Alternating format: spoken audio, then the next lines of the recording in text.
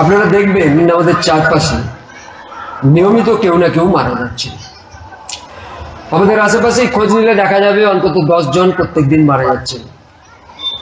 তবু কিছু কিছু মৃত্যু আমাদের একটু আবেগপ্রবণ করে তোলে। সেরকমই এক মৃত্যু গত সপ্তাহে ঘটে গেল দীঘার তালসারিতে।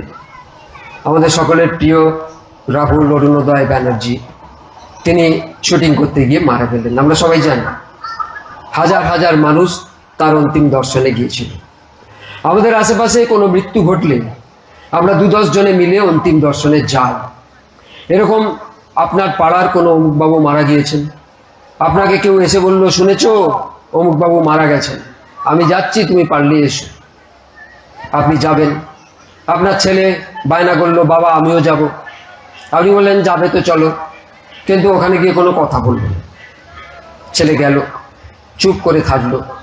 আপনি গেলেন, খানিকক্ষণ ওখানকার কান্না ঘন পরিবেশে সময় দিলেন, তারপর বাড়ি ফিরে এলেন।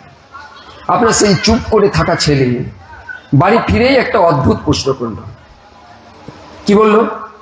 বাবা, আঙ্কেল তো ওখানে মালা পরে শুয়েই ছিল, তাহলে আন্টি ওরকম কোথায় গেলে গো, কোথায় গেলে গো করে কাঁদছিলেন কেন? আপনাদের হয়তো এরকম প্রশ্ন শুনতে হয় না। যদি প্রশ্ন শোনেন, উত্তর কি দেবেন? আপনি বলবেন যে আঙ্কেল শুয়ে আছে, কিন্তু ওর মধ্যে আঙ্কেল নেই, আঙ্কেল চলে গেছে, আর আন্টি সেই জন্য বলছে কোথায় গেলে।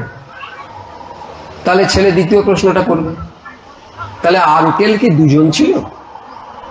একজন গেছে, আরেকজন আছে। তখন কি উত্তর দেবেন? সব থেকে ভালো সঠিক উত্তর দিয়ে দেন যে হ্যাঁ, 2 জন ছিল, কিন্তু 2 জনের মধ্যে একটা আসল, একটা নকল। যেটা গেছে সেটা আসল, যেটা আছে সেটা নকল। যেটা গেছে সেটাই এক। সংসার আমরা বলি, সংসার। এই আমাদের শরীরটাও যা দেখছেন সবগুলোই এক একটা সংসার। এর এই শরীর ঢাকনা, এটা হচ্ছে সং, যেটা ছবি তুলে আধার কার্ডে আমাদের পরিচয় তৈরি করা হয়। আর ভেতরে ঢাকনার আড়ালে যে লুকিয়ে আছে সেটা হচ্ছে সার, যেটা খুব কম জন জানে। খাঁচার ভেতরে লুকিয়ে আছে সংসারের সার নারায়ণ। ওপরে ঢাকনা, আবরণ, ভিতরে নারায়ণ। আমরা জানি তো, জানি, বুঝি, কিন্তু একদম কি পরিষ্কার করে বুঝি? কিছুটা। কেউ যখন কারোর অন্তিম দর্শনে যায়, তখন সেই মৃত শরীরটাকে আমরা একবার হলেও প্রণাম করি। কেন করি? মৃত শরীরকে প্রণাম করব কেন? সেই মানুষটা যখন জীবন্ত ছিল, সাক্ষাৎ আমাদের সামনে ঘুরে ফিরে বেড়াতো, প্রণাম করিনি কেন? যেই মরে গেছে সেখানে গিয়ে ফুল দিচ্ছি, মালা দিচ্ছি, প্রণাম করছি। কেন? এই যে কেন, এই কেনগুলো কি মনে কোনোদিন এসছে? ধার্মিক, অধার্মিক, নাস্তিক, সাম্প্রদায়িক, অজ্ঞ, বিজ্ঞ, আমরা জানি সবাই যে মৃতদেহটা প্রণম্য, মৃতদেহকে প্রণাম করতে। ছোট বড় কোনো ভেদ সেখানে নেই। কিন্তু আমরা যখন সেই মৃতদেহ মারা যাওয়ার আগে জীবিত অবস্থায় আমাদের সামনে ঘোরাফেরা করে, তখন খুব কয়েকজন ছাড়া তাকে তো প্রণাম করে না। কয়েকজন তো আড়াল থেকে গালিও দেয়, দুচ্ছাইও পায়। তাহলে তিনিই যখন মারা যাবে, আবার দেখা যাবে ফুল টুল নিয়ে প্রণাম করতে গেছে। কেন? সংস্কার থেকে। আমাদের ভেতরে দীর্ঘদিনের সংস্কার আছে, সেই সংস্কার থেকে আমরা এরকম কাজ করি। ব্যাপারটা বোঝাতে পারবেন? বুঝুন, আমার বাড়িতে একটি ছোট্ট অসহায় কুকুর একদিন এসে পড়েছে। তা সেই কুকুরটাকে লালন পালন করা হয়েছে ভালোবেসে। যদিও আমার বাড়িতে কুকুর পোষার কোনো অভ্যেস ছিল না, কিন্তু অসহায় একটি কুকুর হঠাৎ করে বাড়িতে যেচে একদম ঘর পর্যন্ত চলে এসছে। আচ্ছা থাক, তা লালন পালন করা হয়েছে। ছাদে কিছু টব আছে। এবার প্লাস্টিকের হাড় পাওয়া যায়, আপনারা জানেন, কুকুর যারা পোষে তারা কেনে। তা আমার কুকুরটিকেও দেওয়া হয়েছে। একদিন দেখছি টবের মাটি খুঁড়েছে, মাটি খুঁড়ে সেই হাড়গুলোকে মাটির ভেতর ঢুকিয়েছে। কি সাংঘাতিক ব্যাপার! তাকে খেতে দেওয়া হয়েছে, সে ওসব মাটি খুঁড়ে ঢোকালো কেন? ঢুকিয়েছে মানে লুকিয়েছে। তার লুকোনোর দরকার। কার কাছ থেকে লুকোচ্ছে? কার কাছ থেকে লুকোচ্ছে সে জানে না। তাকে কে শেখালো? সে তো 6-8 দিন বছর বয়স থেকেই আমার বাড়িতে আছে। তাহলে তাকে কে শেখালো যে হাড়কে ওইভাবে মাটির তলায় লুকোতে হয়, আবার পরে মাটির থেকে বের করে খেতে হয়? এই হচ্ছে সংস্কার। বেচারা আগের জন্মেও কুকুর ছিল, হয়তো তার আগের জন্মেও কুকুর ছিল। এইভাবে হাড় লুকিয়ে রেখে প্রতিদ্বন্দ্বীদের কাছ থেকে নিজের খাবারকে বাঁচিয়ে বাঁচিয়ে খেতে সে অভ্যস্ত ছিল। তাই পরের জন্মে যখন জন্মেছে তখন তার সেই আগের জন্মের ওই লুকিয়ে রাখাটা মনে আছে। কার থেকে লুকোচ্ছে, কেন লুকোচ্ছে, লুকোনোর আদৌ দরকার আছে কি না, সে দরকার থাকুক আর নাই থাকুক, তার স্বভাবে সে লুকোচ্ছে। ঠিক সেই রকম আমরাও যে মৃতদেহ দেখলে প্রণাম করতে যাই, 100-র মধ্যে 90 জন স্বভাবে যায়, সংস্কারে যায়। দীর্ঘদিন ধরে এরকম করে এসছি, শুধু এ জন্মে না, আগের জন্য করছি, সংস্কার থেকে করি। কিন্তু 100-র মধ্যে 10 জন জানে যে ওই মৃতদেহকে কেন প্রণাম করতে হয়। একটু আগে কি বললাম? শরীরটা হচ্ছে আবরণ, সংসারের সং। ভিতরে আছে নারায়ণ, সংসারের সার। তাহলে নারায়ণ কোথায় থাকে? শরীরের ভেতর। তাহলে নারায়ণকে, নরের আশ্রয় নারায়ণ, তাহলে তিনি তো সব সময় প্রণম্য। তাহলে যত শরীর আছে সব শরীর প্রণম্য। কিন্তু যার শরীরে নারায়ণ আছে সে নিজেও তো জানে না যে তার ভিতরে নারায়ণ আছে। না জানার কারণে সে এমন কিছু কাজ করে যে মানুষের কাছে প্রণম্য হওয়ার পরিবর্তে মানুষের কাছে অশ্রদ্ধেয় হয়ে যায়, শ্রদ্ধাই হারিয়ে ফেলে। নিজেও যেমন অন্যকে শ্রদ্ধা করে না, কিন্তু অন্যরাও তাকে যে শ্রদ্ধা করে না এটা খেয়ালও করে। কেন না? তার ভিতরে নারায়ণ আছে, সে জানে না। এইবার সংস্কার বশত মৃতদেহকে গিয়ে প্রণাম। মৃতদেহটা প্রণম্যই নয়, কারণ তার ভিতরে যে সার নারায়ণ ছিল সে এতদিন ছিল, মরবার পরে ছেড়ে চলে গেছে। এখন যেটা আছে খোলা, সাপের যেমন খোলস ছাড়ে তেমন পড়ে আছে খোলা। না জানার কারণে খোলাকে গিয়ে প্রণাম করছে। যতদিন নারায়ণ ছিল ততদিন গাল দিয়েছে, কারণ যার ভিতরে নারায়ণ ছিল সেও তো জানতো না আমার ভিতরে নারায়ণ আছে, তাই সে নারায়ণ সুলভ আচরণ তো করেনি। সেও তো সংসারের সঙ্গে আগলে পাকে পাপে জড়িয়ে রেখেছে নিজেকে, তার ফলে সেও প্রণম্য হয়ে উঠতে পারে। তাহলে এইখান থেকে বেরোতে গেলে, জনসাধারণের কাছে প্রণম্য হতে গেলে কি চাই? সত্যটা জানা। কি সত্য? না ওই যে বললাম মূল রহস্য, ওপরে আবরণ, ভেতরে নারায়ণ। আমার ভেতরে না, আমার ভেতরেও যেমন আপনাদের সবার ভিতরেও তেমন। ওইখানে গোয়ালে যে গরুটা বাঁধা আছে তার ভিতরেও তেমন, খাঁচায় যে মুরগিটা আছে তার ভিতরেও তেমন, রাস্তায় যে কুকুরটি চড়ছে তার ভিতরেও তেমন, এই গাছে বসে পেঁচা শুনছে আমাদের হরিনাম তার ভিতরেও তেমন। সব নারায়ণ আছে, কিন্তু সবাই আমরা সেই নারায়ণকে ভুলে, সারকে ভুলে যাওয়ার কারণে সবাই নিজের নিজের সঙ্গে আটকে আছি। এখান থেকে আমাদের বের হতে হবে। আমরা ভুলে যাই। এই ভুলে যাওয়া কেন? না আধুনিক যে শিক্ষা ব্যবস্থা, শুধুমাত্র রোজগার কি করতে হয় সেই শিক্ষা।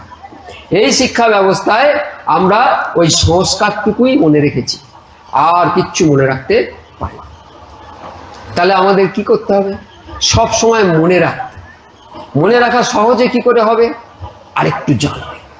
নারায়ণ আছে এটুকু তো শুনলাম, মানলাম মানলাম না, মানলাম, কিন্তু শেষ পর্যন্ত ধরে রাখতে পারবো? পারবো না। কেন পারবো না? না, ঠিক মন থেকে নিতে পারি। আমার বাড়ির জায়গাটা যে 6 ইঞ্চির জন্য আমার বিরুদ্ধে সিভিল কোর্টে মামলা করেছে, তার ভিতরে নারায়ণ আছে, আমি কি করে মানবো? মানা যাবে? তাহলে মন থেকে মানতে পারছি কেন? তাহলে আরেকটু জানবো। আরেকটু কি করে জানবো? খুব সহজ। আপনার বাড়িতে, প্রত্যেকের বাড়িতেই 2-4 বছরের বাচ্চা আছে, তাকে একটা খেলনা কিনে দেবেন। খেলনা কিনে দিলে খানিকক্ষণ খেলতে খেলতে বাচ্চারা কি করে? খেলনাটাকে ভেঙে ফেলে না। ভালো করে খেয়াল করবেন, বাচ্চা আসলে জানতে চায় যে ওই স্প্রিং দেয়া খেলনাটা চলে কি করে, বন বন করে ঘোরে কি করে, অথবা ব্যাঙের মতো লাফায় কি করে। এই যে জানবার কৌতূহল, এই কৌতূহলের কারণে সে একটু এদিক ওদিক করতে গিয়ে খেলনাটা ভেঙে ফেলে, কিন্তু জানতে চায়। এটা একটা খুব ভালো জিনিস। তাহলে আমরা যদি কোনোদিন এরকম জানতে চাইতাম, কি জানতে চাইতাম? না, আজ থেকে কয়েক হাজার বা কয়েকশো হাজার বছর আগে এক ছোট্ট বাচ্চা তার গুরুদেব শিক্ষককে প্রশ্ন করেছিল, কেনে সিতম পততি প্রেষিতম মনঃ, কেনে প্রাণ প্রথম প্রয়তি যুক্ত, কেনে সিতম বাচমিবম বদন্তি, চক্ষু শত্রু কৌদেব। হে গুরুদেব, আমাদের এই শরীরে প্রাণ চলে কি করে? আমরা কথা বলি কি করে? চোখ দেখে কি করে? কান শোনে কি করে? আমাদের মন মনে রাখে কি করে? এই যে আমাদের এই আবরণ খেলনা, এই খেলনাটার উপরে তো এই প্রশ্নগুলো আমাদের আসা উচিত। একটা স্প্রিং দেয়া ব্যাঙ যদি লাফায়, একটা বাচ্চা যদি ভাবে লাফায় কি করে, একটা গাড়ি যদি ঠেলে দিয়ে চালিয়ে দিলে জোরে চলে, তাহলে বাচ্চা যদি ভাবে চলে কি করে, তাহলে আমাদের এই খেলনাটা এত সুন্দর কাজ করে। কোনোদিন কি মনে হয়েছে? বলে কি করে, শোনে কি করে, খায় কি করে, মনে রাখে কি করে? যদি মনে পড়তো তাহলে আপনিও ওই প্রশ্নটা করতেন। আর প্রশ্ন করলে, জানতে চাইলে, ভেতর থেকে জিজ্ঞাসা এলে, তখন আপনি জানতে পারবেন যে সেই নারায়ণকে, আর নারায়ণকে ধরে রাখবার উপায়টা। নারায়ণ তো আছে জানলাম, নারায়ণকে এই জানাটাকে ধরে রাখতে, এই জানা নারায়ণ, তাকে ধরে রাখবার যে উপায়, তাই হলো ধর্ম, সনাতন হিন্দু ধর্ম। এত বড় নাম কেন? শুধু ধর্ম বললে কি যথেষ্ট নয়? না। হিন্দু ধর্ম বললে কি যথেষ্ট নয়? না। সনাতন হিন্দু ধর্ম বলতে হবে। হ্যাঁ, আজকাল তো তাতেও হচ্ছে না, আর কদিন পরে আরো লম্বা করতে হবে। কেন এত লম্বা করতে হলো কেন? না, আগে দেশে ঘি ছিল, মানুষ তখন ভেজাল দিত না, সবাই ভালো ঘি খেত। তারপরে ব্রিটিশরা এলো, তারা জাহাজে করে নিয়ে এলো ডালডা। মায়েরা খেয়েছেন? ডালডা এলো। ডালডা যখন এলো, ঘিয়ের থেকে সস্তায় বিক্রি হলো। ঘিয়ের থেকে সস্তায় বিক্রি হলো, লোকে ড্যাং ড্যাং করে ডালডা কিনে খেতে লাগলো ঘিয়ের বদলে। কিন্তু কিছুদিন পরেই শরীরে নানা রকম ব্যামো এলো। ব্যামো যখন এলো, লোকে বুঝলো ঘিয়ের থেকে ডালডা কতটা খারাপ, ঘি কত ভালো। তখন কি হলো? মানুষ ঘি খেতে আবার ফিরে গেল। তখন দাম হয়ে গেছে ঘিয়ের। তখন ডালডা কোম্পানিরা করলো কি, ঘিয়ের সঙ্গে ভেজাল মিশিয়ে ভেজাল ঘি বিক্রি করতে লাগলো।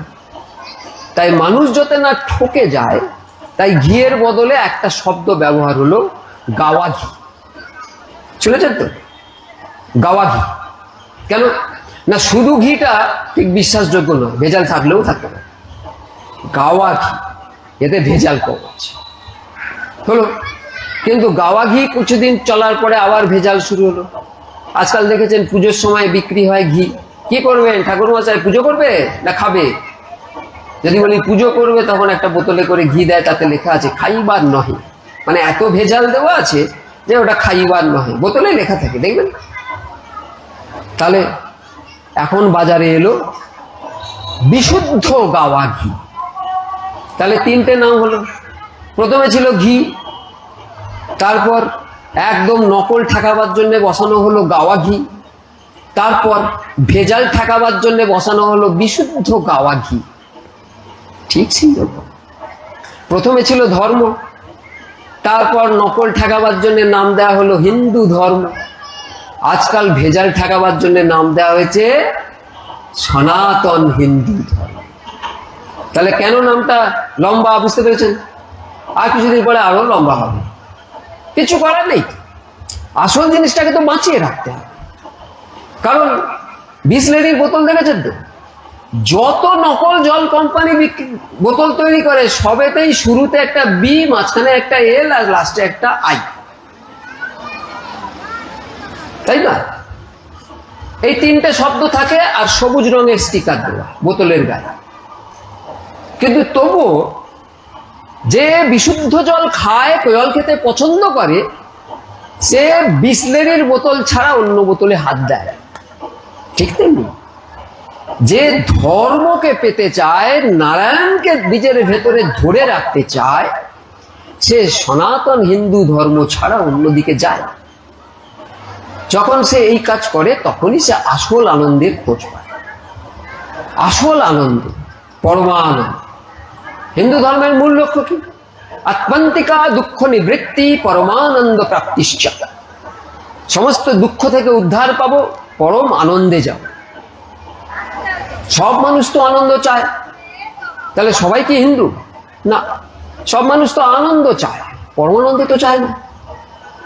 তাহলে আনন্দ আর পরমানন্দের মধ্যে তফাৎ কি? আনন্দ কি না, আনন্দ হচ্ছে ওষুধের খাপে যেমন লেখা থাকে এক্সপায়ারি ডেট, কিছুদিন পরে খারাপ হয়ে যাবে, তেমনি আনন্দ হচ্ছে কিছুদিন পরে চলে যাবে। আনন্দ মানেই একটু পরে দুঃখ, পরমানন্দ মানে সব সময় আনন্দ, আর শুধু আনন্দ মানে শুরুতে আনন্দ, তারপরেই দুঃখ।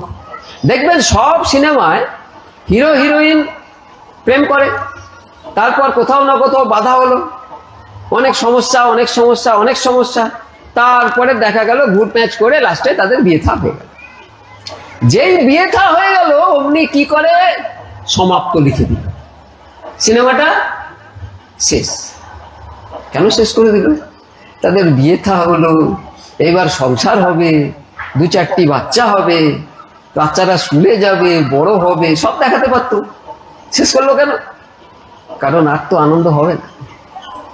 বিয়ে থা যা হয়ে গেল, যতই প্রেম করুক যাই করুক, বিয়ে থা হওয়ার পর থেকে এবার তাদের আবার অশান্তি, ঝগড়া, দুঃখ শুরু হবে, আনন্দ আর থাকবে না। ওই জন্যে আনন্দটা দেখে শেষ করে, যাতে মানুষ আনন্দের, ওই নকল আনন্দের পেছনে ছোটে। কিন্তু যে জীবনটাকে সিনেমার মতো করে দেখেছে, নিজের জীবনটা সিনেমার মতো করে যে দেখেছে, সে দেখেছে জীবনের প্রত্যেক ধাপে কিভাবে আনন্দ আকর্ষণ করে, আবার সেই আনন্দ বিপদে ফেলে।